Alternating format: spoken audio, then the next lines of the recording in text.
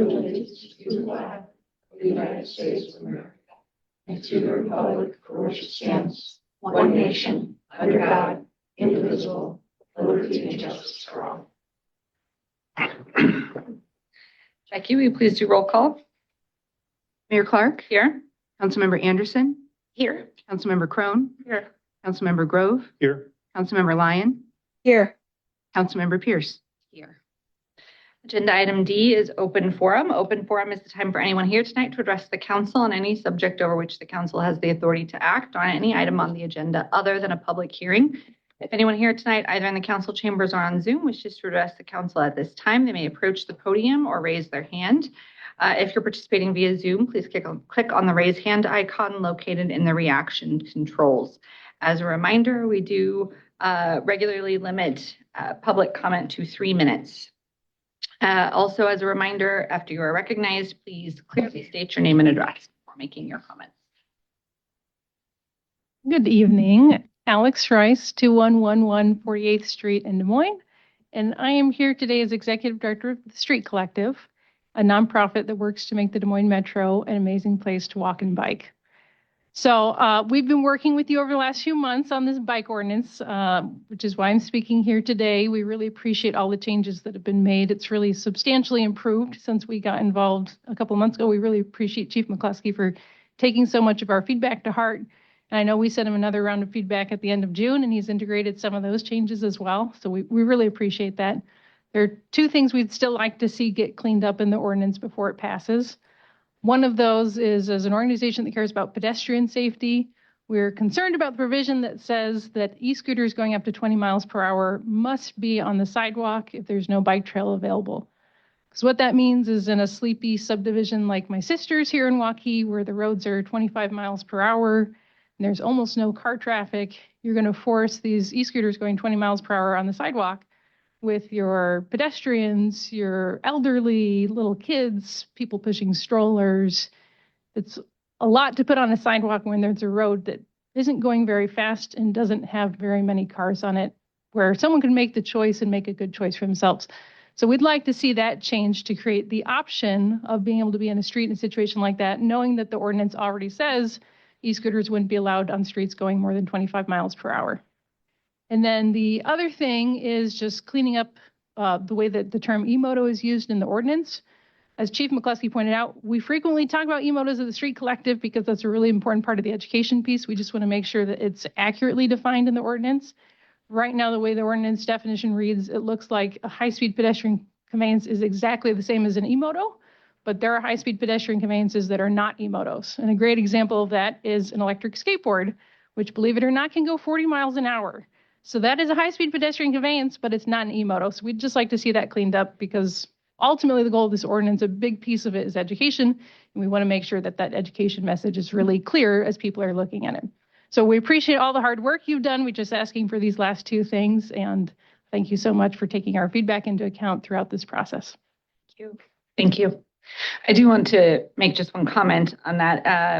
I have gotten some other emails about people being concerned about the street versus the sidewalk issue. On my way here tonight, I had 3 kids. I was on a 25-mile-an-hour road. I had 3 kids pull out of a driveway right in front of me on various electric conveyances and swerve all the way through the road up in front of me as I was going down the street, not on their side, not wearing helmets. Our focus with this ordinance is really to protect safety across a lot of different areas. These kids, they need their safety protected too. And they should not be on the road acting like that. And so that's a large part of what we're trying to correct with this. But we appreciate your comments very much. Veronica. Education is a good thing for those kids. But I'm here, Veronica Lack, as a former Soil and Water Conservation Commissioner. I got kicked off the board because I did these tests that the state and the city of Waukee has failed to do in the proper yearly manner.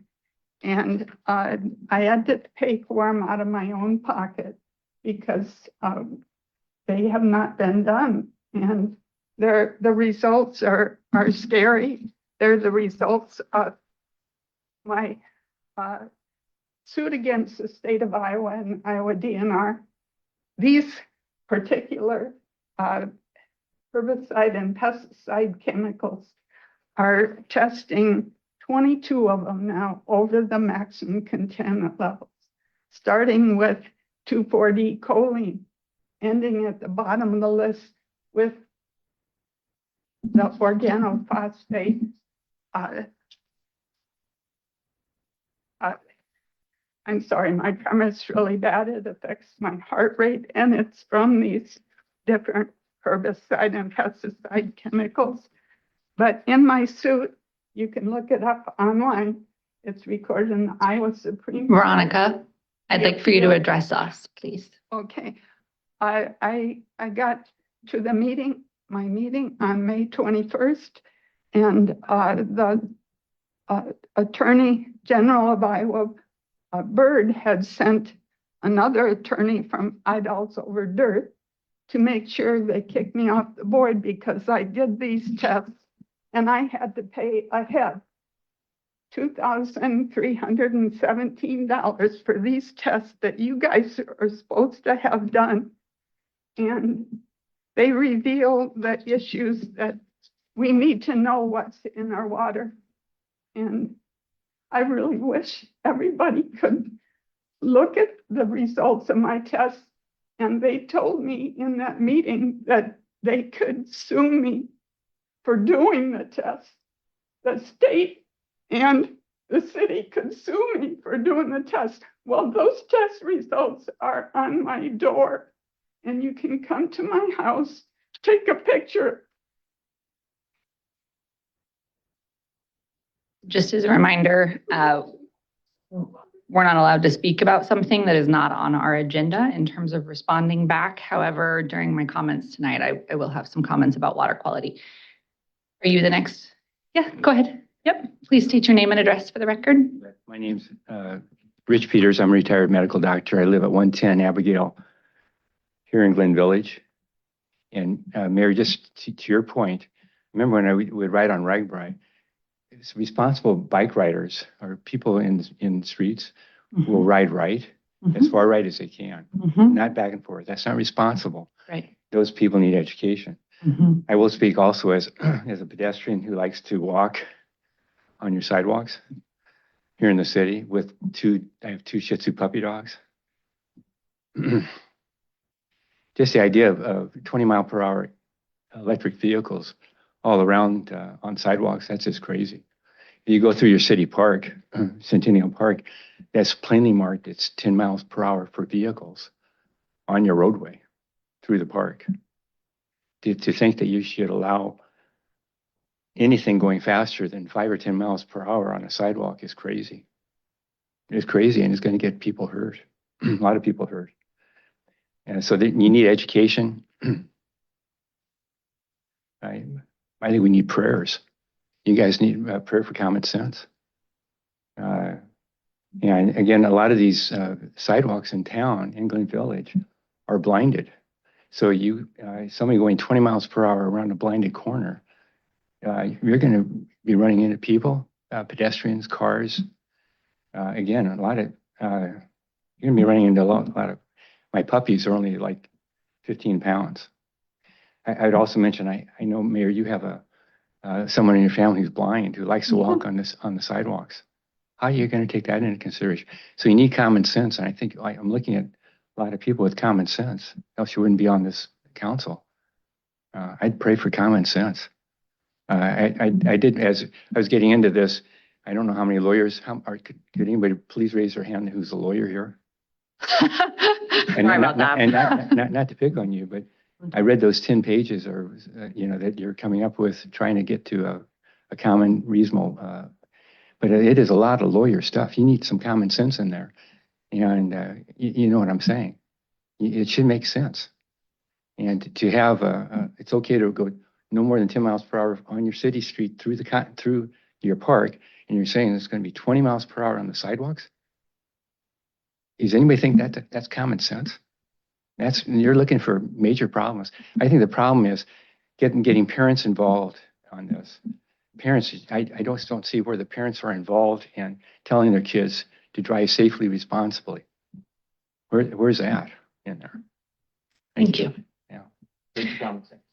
You're not wrong in that there's a lot of education that's going to be required around this ordinance, and absolutely education, not just for students and children, but for parents, because that's absolutely needed. You're not wrong.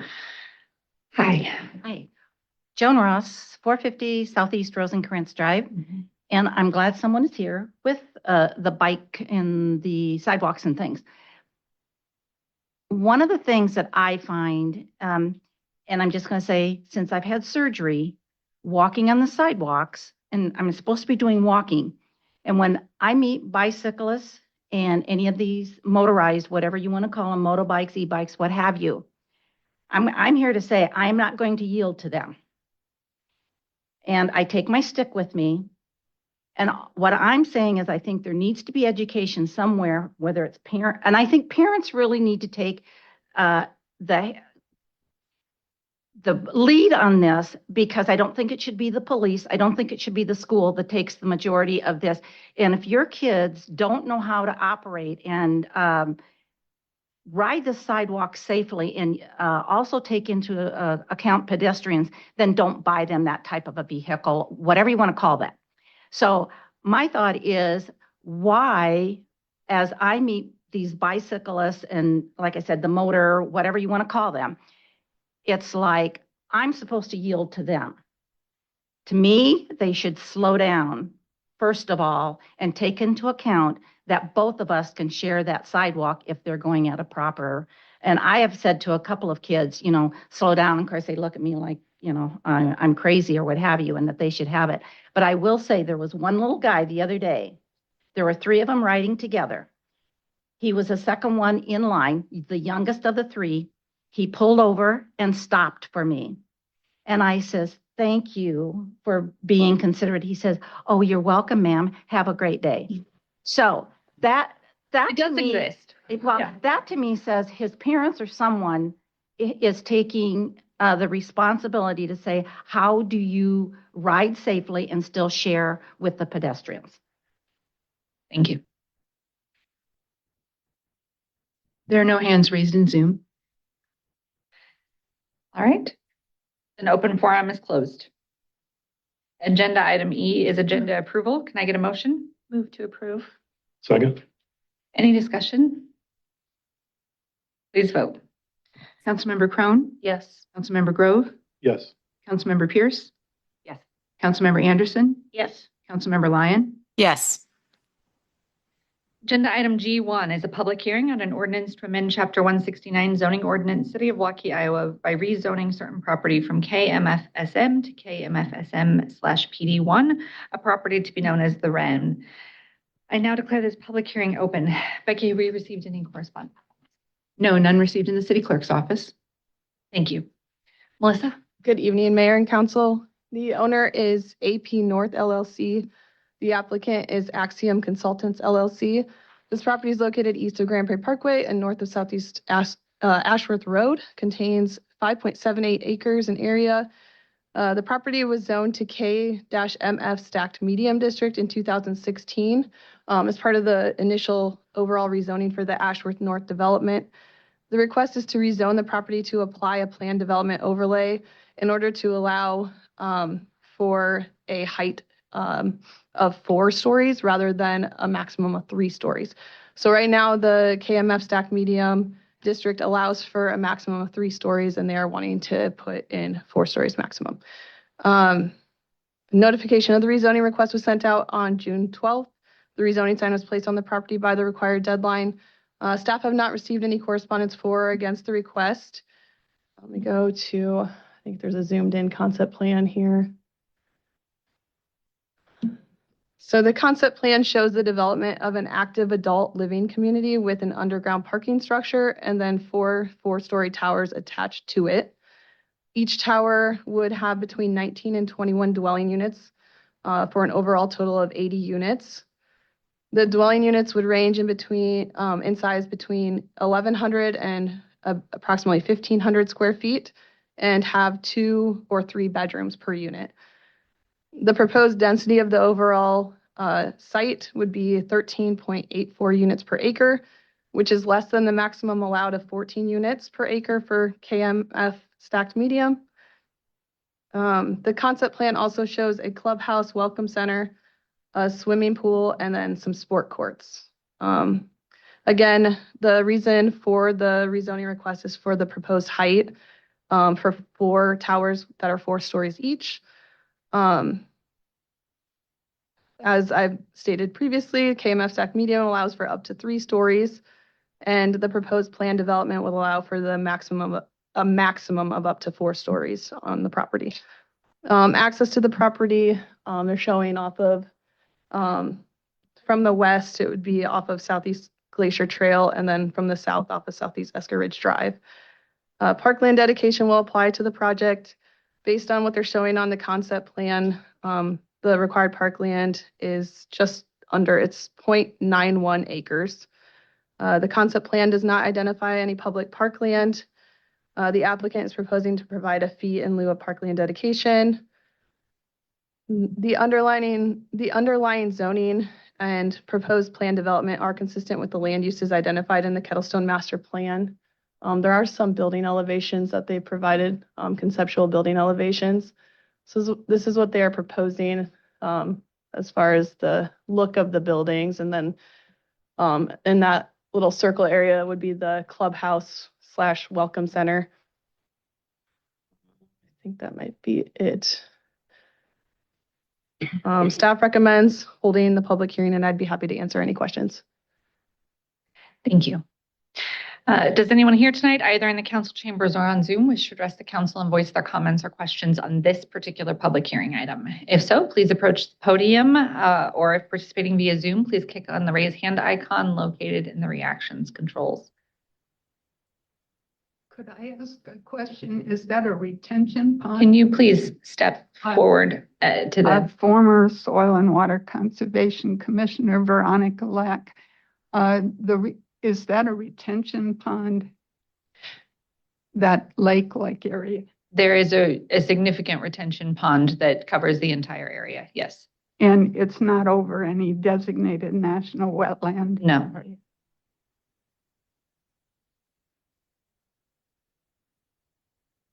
There's a hand raised in Zoom. Okay. It is Denny Dolmage. Denny, if you would like to speak, you may do so. Yeah, question is, going east on Esker Ridge to 88th Street, what's the exit and entrance to this development? I mean, is the only way Glacier Trail, and going west on Esker Ridge, the exit and entrance to this development? Can you hear me?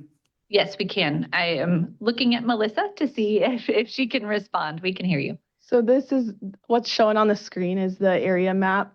So there are some of those streets are actually adjacent to it, Glacier Trail and Esker Ridge Drive. So you could go out to Grand Prairie Parkway. You could go north to Tallgrass. There's a couple different ways that you could get out. Eventually in the future, there's probably more ways, but as of now, those would be the 2 ways out to the main street to Grand Prairie Parkway. Yeah, but is Glacier Trail going east to 88th Street in the proposal on this development? East to 80th. So Do you? Glacier Trail would be the north-south. Right, I understand that. My question is, going east on Esker Ridge Drive to 88th Street, it says an extended road going there. Is that in part of this development? So as part of this development, they would be required to put in the road adjacent to it. Here's a better, so you can see it goes to the east. As of now, nothing is there obviously, but with this development, they'd be required to put in that for now. In the future, eventually it'll go to the east, but no, right now it does not go all the way out. So this development doesn't require Southeast Esker Ridge Drive to be extended east to 88th Street. Is that correct? That is correct. Okay. Thank you. Thank you. All right. Are there any questions from council? No. I now declare this public hearing closed. Agenda item H1, consideration of approval of an ordinance to amend Chapter 169 zoning ordinance, City of Waukee, Iowa, by rezoning certain property from KMFSM to KMFSM/PD1, a property to be known as the Wren. This is an introduction and a first reading. I introduce the ordinance and move to approve the first reading and title only. Second. Thank you. Melissa? I have nothing further to add at this time. Staff recommends approval of the first consideration of the rezoning. Any questions? All right, please vote. Councilmember Crone, Yes. Councilmember Grove, Yes. Councilmember Anderson, Yes. Councilmember Pierce, Yes. Councilmember Lyon, yes, Agenda item I1, consent agenda. Can I get a motion? Move to approve. Second. Any discussion? Please vote. Councilmember Pierce, Yes. Councilmember Grove, Yes. Councilmember Crone, Yes. Councilmember Anderson, Yes. Councilmember Lyon, yes, Agenda item I2, consideration of approval of an ordinance to amend Chapter 76 Waukee Municipal Code bicycle regulations to rename Chapter 76 as personal transportation device regulations, to update the ordinance and include the regulation of personal transportation devices, and upon the effective date, repealing Chapter 77 Waukee Municipal Code skateboards. This is a second reading. Move to approve the second reading of the ordinance and title only. Second. Chief? Good evening, Mayor and Council. As you remember, we conducted the first reading on this. On the second reading, we did make a couple of minor changes, specifically page 8 and 9, that have to do with other powered device, thank you very much, Alex.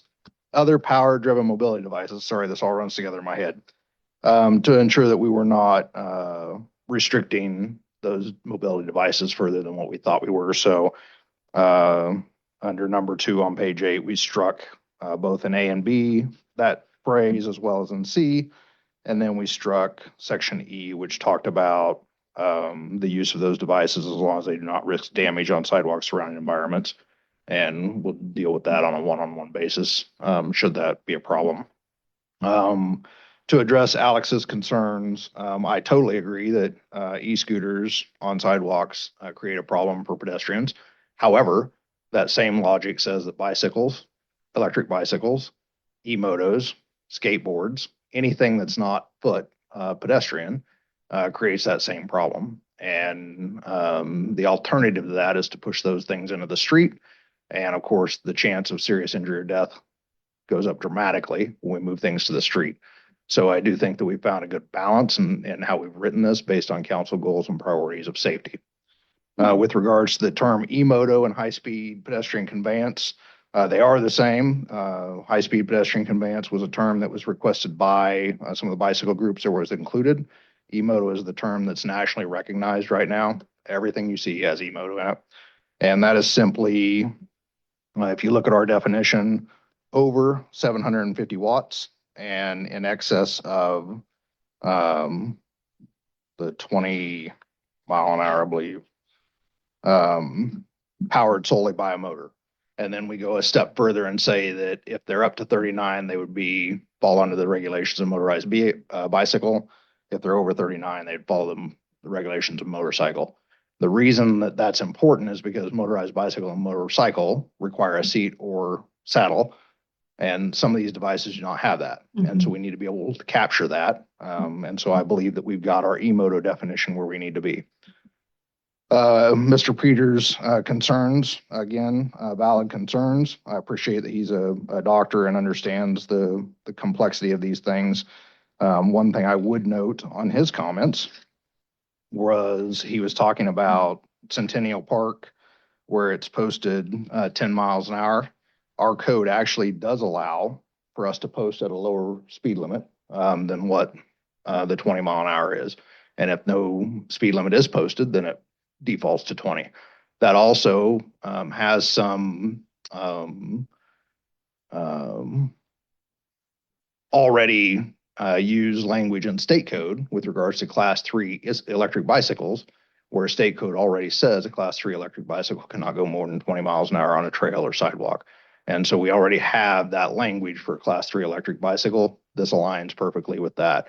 The 750 watt piece aligns well with the class 1, 2, and 3 electric bicycle as well. So none of these things are things we just came up with on our own. And then finally, to Ms. Ross's point, this does have a section, number 7 on page 7, which requires yield of right-of-way to pedestrians. So we have addressed that as well. With all that said, excuse me, I think that we're on the right path. I think our ordinance is very well written. We've listened to a lot of input. We've taken a lot of that into consideration. We made a lot of changes, and I would recommend that we pass the second reading of the ordinance. Thank you, Chief. Any questions? I'd just like to thank Chief McCluskey and Alex and everyone else that's had input on this. And I know how much time you've put onto it. So thank you.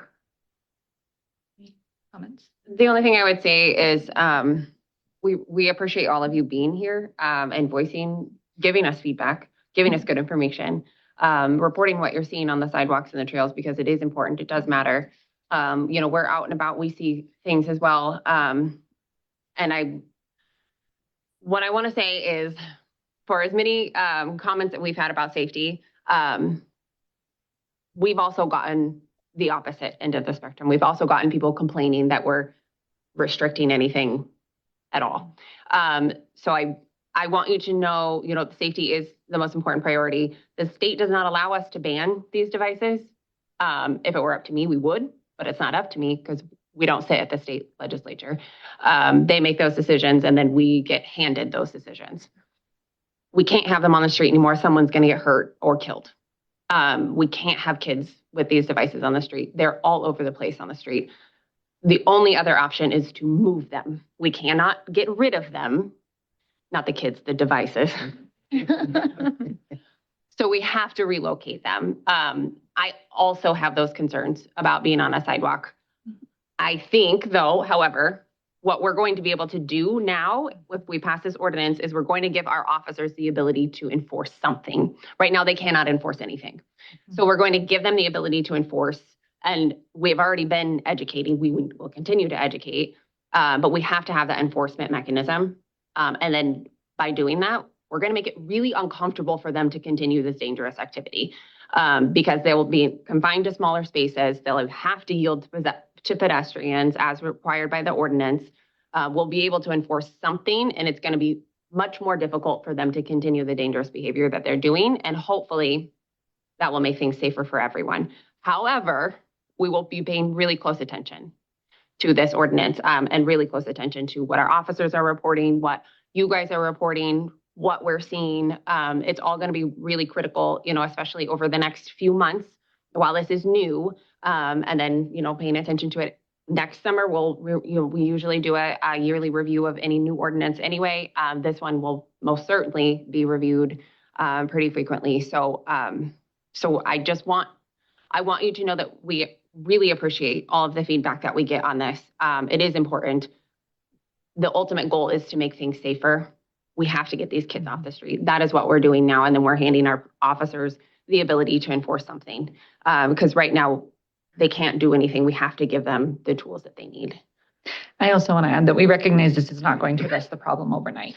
However, this is a process, and we are doing what we can now to really ramp up our ability to, as you said, enforce things throughout our community. So please keep reporting as you see any behavior that should not be occurring. We do need to know that, and we appreciate your engagement in the process. This is not a public hearing, Veronica. Are there any other comments or questions? Mayor, Okay. one additional Yes. comment, if I may, sorry. But to the education piece, as you mentioned, we have been doing that. But passing the ordinance gives us the framework to Yes. support the education. And without the ordinance, basically what we're saying is parents, please pay attention to what your kids are on. Kids, please be responsible. Once the ordinance passes, then the education turns to, this is now against the law. Right. And we need you to comply. Right. And so it is critical that we get something that's framework passed where we can use that as well. Agreed. Thank you. All right, any other comments? And Mayor keep praying for common sense. Mayor Clark, I have a comment. This is Go ahead, Lori. Lori. This Yep. is Lori online. You mentioned that reporting was going to be vital in terms of enforcement and education. How do we want residents to go about that? Is there a certain way that Chief would like us, like to have residents report? I'm just wondering what's the easiest method for residents to actually do that? That's a great question. If it's a safety issue, then we need them to call dispatch. Because through email, through the citizen problem reporter, through any other method, complain on Facebook, none of that gets an officer dispatched immediately. Calling dispatch does. So that's number one if it's a safety problem. If there's other issues where they have input, or think that there needs to be extra focus, extra enforcement in one area or another, then certainly they can email police@waukee.org and that'll get to the right location. But dispatch is the default. Thank you. Okay. Thank you. All right, please vote. Councilmember Crone, Yes. Councilmember Grove, Yes. Councilmember Pierce, Yes. Councilmember Anderson, Yes. Councilmember Lyon, Yes. Item I3, consideration of approval of an ordinance for the Division of Revenues under Section 403.19, Code of Iowa for the Waukee Consolidated Urban Renewal Section Area 2026 Ordinance Parcels. This is a second reading. Move to approve the second reading of the ordinance and title only. Second. Brad? Thank you, Mayor. Mayor and Council, this is the second consideration of the ordinance relative to the parcels that we have identified to incorporate in the 2026 tax increment financing district. Those are the parcels that are represented on this map in yellow, which I recognize for the audience is extremely difficult to see. This does include parcels that have seen development over the last 12 to 18 months, as well as several parcels where we anticipate seeing development occurring over the next 12 to 24 months.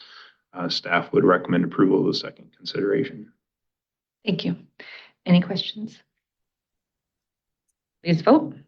Councilmember Grove, Yes. Councilmember Pierce, Yes. Councilmember Lyon, Yes. Councilmember Crone, Yes. Councilmember Anderson, Yes. Item I4, consideration of approval of an ordinance to amend Chapter 169 zoning ordinance, City of Waukee, Iowa, by rezoning certain property from A1 to R1, R2, R3, and R4, a property to be known as Sugar Creek Landing. This is a third and final reading. Move to approve the third reading of the ordinance in title only and place it on final passage. Second. Melissa? This property is located south of 310th Street and west of T Avenue. It contains approximately 81 acres in area. The request is to rezone the property from A1 to R1, R2, R3, and R4. Let me just refresh your here. This one's a little bit better to look at. I don't have anything further to add from the last time you looked at this. Staff recommends approval of the final reading of the rezoning. Thank you. Any questions? Please vote. Councilmember Crone, Yes. Councilmember Anderson, Yes. Councilmember Pierce, Yes. Councilmember Grove, Yes. Councilmember Lyon, Yes. Item I5, consideration of approval of a resolution approving site plan for South Waukee vertical expansion at 1025 Southeast Tallgrass Lane. Can I get a motion? Move to approve. Second. Melissa? The owner and applicant is TIC Properties LLC. The property is located north of Southeast Tallgrass Lane and west of Grand Prairie Parkway. It contains 7.53 acres in area. The property is zoned K-RC, Kettlestone Retail Community District. Site plan was originally approved for the site in October of 2022. The original site plan included a medical office building for the Iowa Clinic. The building was 57,000 square feet in area. The applicant is now requesting approval of a site plan for an addition to the existing building and parking lot. Let me go to the next one. That one maybe. So the project involves a 20,592 square foot addition to the existing building. Most of it includes vertical expansion along the east side of the building, but it also includes a 1,000 square foot addition for the building envelope, which includes a stair egress at the northeast corner of the building. The overall building area with the proposed addition will be 77,660 square feet. The building will be about 28 feet in height at the tallest point. The proposed site plan also includes adding parking at the southeast corner of the site. This includes 9 additional spaces. That's what the left side of this sheet is showing, or the slide is showing. No new accesses are proposed. Just going back here, there's 4 total, 2 at the north and 2 at the south already. Those will remain. Parking, landscaping, and lighting requirements are being met. Public utilities are already provided to the site. Stormwater management is provided with the existing detention. It's located along the west side of the site. You can kind of see it here better. The building elevations for the addition are proposed to be constructed mainly of metal wall panels, porcelain wall panels, brick veneer, stone veneer, fiber cement wall panels, and aluminum storefront system, which matches the existing building. I'll go to that.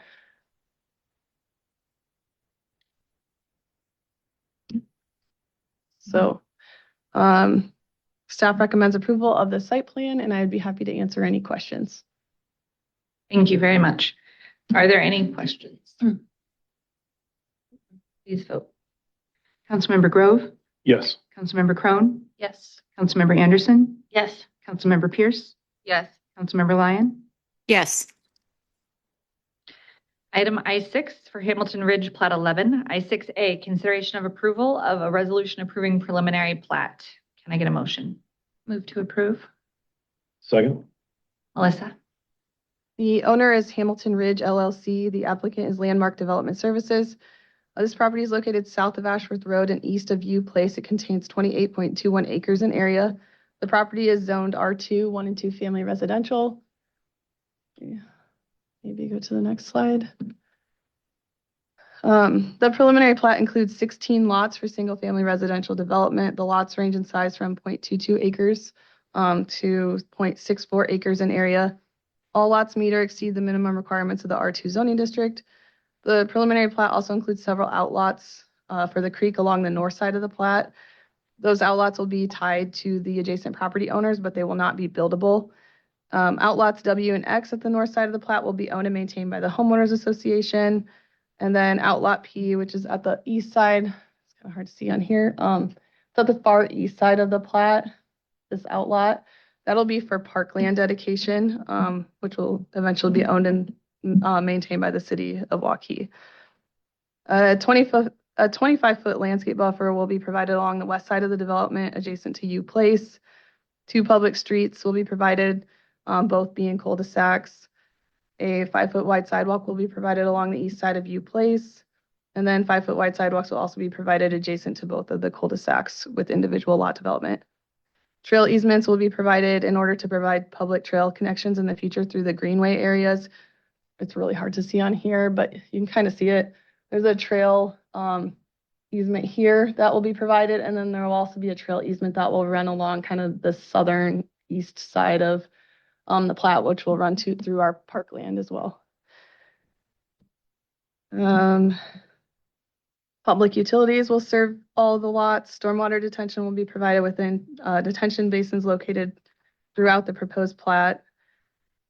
Let's see if there's anything else in here. I think that's it. Staff recommends approval of the preliminary plat, and I'd be happy to answer any questions. Thank you. Are there any questions? I have one question. Several years ago, we had a conversation regarding this development in this creek area about preservation and restoration of the creek area and the trees associated therewith. These outlots, I understand, are going to be tied to the homeowner lots next to them. Are there going to be, and obviously they're not buildable because they're not buildable, but are there going to be any sort of restrictions, requirements on maintaining the trees and preservation of that area? As far as I know, we have not discussed that. I just know that they cannot build anything on it, including like accessory structures or anything. I mean, I think our idea is that it would remain as natural, but I don't know as far as like not allowed. not allowing someone to take down a tree or something. I don't think we've actually put a restriction on that. Right. Okay, I mean, yeah, and I get that. But like 6 years ago when this first came up, I think we were pretty clear with the developer that this area would need to be preserved in its natural state, and maintained, as much as possible. So I don't know the best way to do that other than with these being outlots. I assume there will be some sort of HOA, that probably could address that privately as well. I don't know that the city itself needs to have the regulations, but I think there needs to be something in place, filed of record. We did have those conversations, and I agree with you. While it doesn't necessarily make sense to restrict any tree removal, there are obviously trees that are dead or bad or causing issues. We all get that. But if we could have a conversation with the developer about ways to encourage preservation and what we need to do to support that, we can certainly address that as a part of a final plat approval, any restrictive covenants and so forth. So we can start working towards that. Obviously, tonight we're just really approving the layout. Right. But very valid questions. And in addition, Melissa, are there other easements beyond just the trail easement anticipated within these outlots? Within the outlots, I mean, there's sanitary sewer within there that runs. So there's through no it. like overland flows or anything because it wouldn't necessarily require it there. Generally speaking, in similar situations we've had in the past, Painted Woods would be a good example. There are restrictions on essentially nothing can be built in these areas. So we can work from a covenant standpoint to address that as a part of a final plat. I think that would be desired. Yeah, Yes. thanks for remembering that. Yeah. Well, I don't think we want, junk trees everywhere or anything like that, but I think, We wanted this to be Yeah. maintained in, Yeah. in green space, and yes, absolutely. All right, any other questions? This is not a public comment item. Please vote. Councilmember Crone, Yes. Councilmember Grove, Yes. Councilmember Anderson, Yes. Councilmember Pierce, yes. Councilmember Lyon, Yes. Item I6B, consideration of approval of a resolution approving construction drawings. Can I get a motion? Move to approve. Second. Melissa? I don't have a whole lot to add for this one. They're including all 16 lots and what's shown on the screen with the preliminary plat for the construction drawings for plat 11. Staff recommends approval. I'd be happy to answer any questions. Thank you. Any questions? I would only reiterate that whatever restrictions we want to apply to eventual homeowners, we'd want to have that discussion with the property developer as well in terms of how they construct these lots. Okay. All right. Please vote. Councilmember Grove, Yes. Councilmember Crone, Yes. Councilmember Anderson, Yes. Councilmember Pierce, Yes. Councilmember Lyon, Yes. Item I7 for Alderbrook. I7A, consideration of approval of a resolution approving preliminary plat. Can I get a motion? Move to approve. Second. Melissa? The owner is D Young Properties LLC. The applicant is Landmark Companies, Inc. This property is located north of Ashworth Road and east of T Avenue. It contains 331 acres. The property is zoned R2, R2 PD1, R4, and C-1A. The preliminary plat includes 692 single-family lots. A total of 492 lots are zoned R2, and the remaining 200 single-family lots are proposed to be smaller single-family that are planned development lots. Outlots V and T are zoned R4. So they're kind of a gray on the screen. Those are for future townhome development. Outlot V is 6.82 acres and outlot T is 23.18 acres. Outlots W and X are zoned C-1A. Those are the red ones on the screen, kind of at the southwest corner. That's for future neighborhood commercial development. Outlot W is 2.04 acres and outlot X is 8.2 acres. Outlots L, O, and S will provide stormwater detention. Those are on the north side of the plat. And then Outlot K is located along the west side of the plat, and that is for city parkland. It's hard to see the labels on the screen, but it's right kind of in the center on the west side. And then several new public streets will be provided as part of this development. A 10-foot wide trail will be provided along the west side of T Avenue and then along the north side of Ashworth Road. Daybreak Drive will also include a 10-foot wide trail along the south side.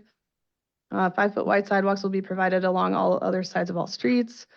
Public utilities will service all lots. Stormwater detention, again, will be provided in those detention basins located throughout the plat. Those ponds will be owned and maintained by the homeowners association. Several landscape buffer easements will be provided between the different zoning districts, and then also along T Avenue and Ashworth Road. The total required amount of parkland is just over 17 acres based upon the proposed number of lots shown and what the allowable maximum density is for the R4 zoned area. The applicant is providing just under 15 acres of parkland and with that outlot. So that will satisfy the parkland dedication requirements for the single family residential portion and then also a portion of the medium density residential areas. And then any remaining required parkland with future development of the R4 areas will need to be satisfied with other methods. Let's see if I have anything else in here.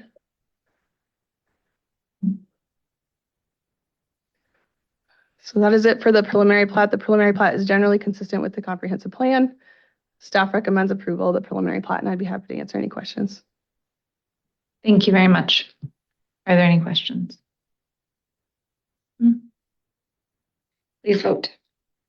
Councilmember Pierce, Yes. Councilmember Crone, Yes. Councilmember Grove, Yes. Councilmember Anderson, Yes. Councilmember Lyon, Yes. Item I7B, consideration of approval of a resolution approving construction drawings for Alderbrook Plat 1. Can I get a motion? move to approve. Second. And I'm going to go ahead and present on B, C, and D at the same time as I have them all up on the screen. The construction drawings for plats 1 through 3 include public improvements, including water main extensions, storm sewer extensions, sanitary sewer extensions, and extensions of public streets. Plat 1 is at the very north side. It includes 25 single-family lots. Plat 2 includes 34 single-family lots, and then the parkland outlot. Plat 3 includes 30 single-family lots. For a total between the 3 plats, it's 89 single-family lots. Staff recommends approval of the construction drawings, and I'd be happy to answer any questions. Thank you.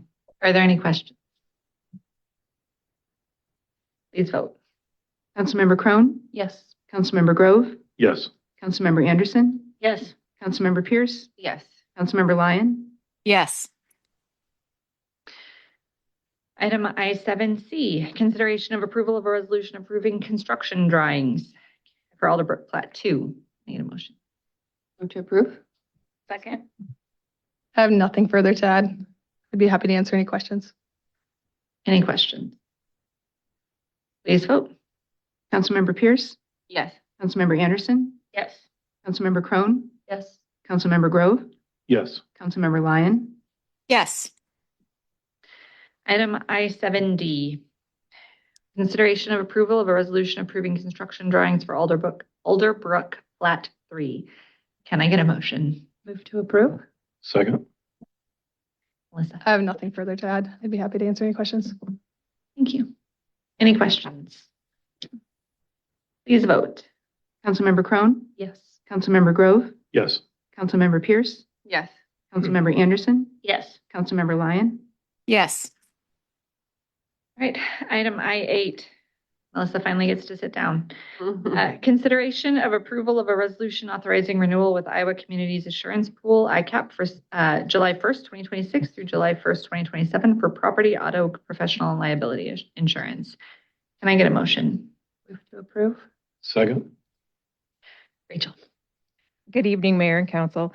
Before you tonight is a resolution authorizing the renewal of our property, auto, professional, and liability insurance with Iowa Community Assurance Pool, or ICAP, for fiscal year 2027. The reports attached in your packet provide a listing of all the covered property and their values, along with the breakdown of the premium. Just a couple of changes to note this year. We increased our deductibles slightly on property and on auto physical damage. Our deductible on property is now $10,000. It was $5,000 before. And our auto physical damage is now $1,000 for comprehensive and $2,500 for collision for all types of vehicles. Some of the savings that we got from those changes were used for a slight increase in our excess liability insurance coverage. This one's probably even harder to see, but it compares our exposure, our total values, and our premiums from fiscal 26 to fiscal 27. Over the course of the year, we added just under $2.5 million worth of vehicles, and then just over $6 million in property to our list of assets. So fortunately, we had a great year for claims, and even with the increased property values, our premium increase is only 4%. So it was a great increase, or a great premium there, which makes the total premium $669,559 for fiscal 27. Staff recommends approval of the resolution, and I'd be happy to answer any questions. Thank you. Are there any questions? All right, please vote. Councilmember Crone? Yes. Councilmember Grove? Yes. Councilmember Anderson? Yes. Councilmember Pierce? Yes. Councilmember Lyon? Yes. All right, item J, reports. Fred? I have nothing to report. Whoa. No report. No report. I have a fun fact. Oh, sure. This month marks 10 years that I've been on city council. What? Just crazy. Oh, we don't need to clap about it. It's just crazy. It hit me when we were talking about Hamilton Ridge. And it's been 10 years this month, which is makes me feel very old. So there's the that. first time we talked about that development. Oh, me too. Me too. I just want to thank all the staff for working hard this past weekend for the 4th of July. Our city puts on an amazing presentation and show, and it's to the dedication and hard work of a lot of folks. Also would like to recognize the Waukee Rotarian of the Year, which is Brad Dietz.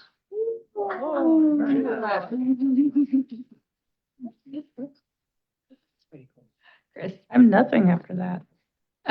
Good job. Lori, anything? Nope. Well, I do want to make just a couple of comments as well.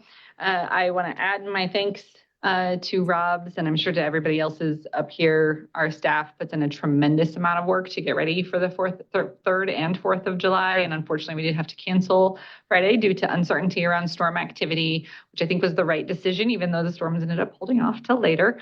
But you never know. And having people be unsafe out in our parks is not a good solution. But they were out all day on Saturday in the heat, trying to make sure our residents had a good time. And we just are so appreciative of their dedication. The other thing I wanted to mention is that, as most of you probably saw, we did start to ease watering restrictions last week due to just improved nitrate levels, as well as some lower watering and lower water usage numbers that we've seen, which is all very positive. And so that's huge positive for our community and for all of our metro community. And I want to thank everybody that went ahead and did reduce watering during this period. I also want to comment that we have not, Central Iowa Waterworks and Waukee Water, as a customer of Central Iowa Waterworks, as of now a joint owner of Central Iowa Waterworks, has never violated a clean water drinking standard. Never. All of the tests that are done on a regular basis, whether they're required annually, every 2, 3, 5 years, have been provided and I have seen them. They are also available for anyone that would have that question and can be shared as well. It is publicly available information. And so I just want to reiterate that from all of us up here, we also appreciate that you guys come out and share your thoughts with us. And with that, I will take a motion to adjourn.